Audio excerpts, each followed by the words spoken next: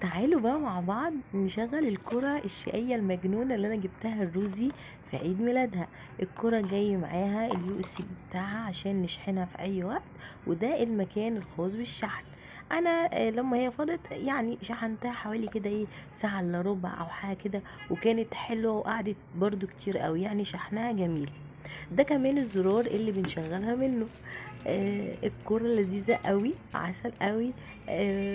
فعلا يعني هي مجنونة وشقية بجد، بتروح بتيجي بتنور ضد الصدمات. بتعمل صوت كمان، صوت رفرفة كده. فتعالوا بقى نشوف روزي هتعمل معاها ايه. متخافيش يا اوزو.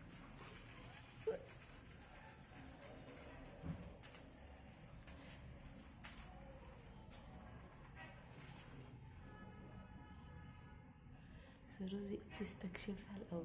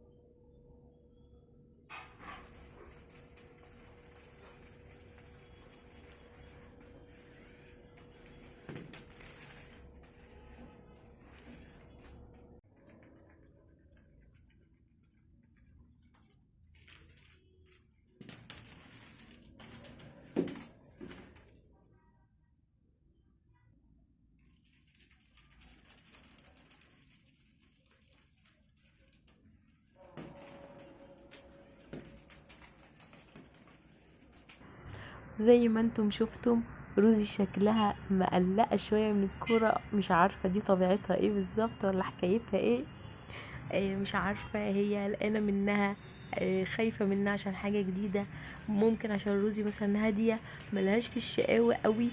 فبصراحة مش عارفة. فده أول مرة نجرب الكورة، وأكيد هجربها معاها مرة كمان عشان أشوف يا ترى هتعمل معاها ايه، وهتكون اتعودت عليها ولا لسه بتخاف منها.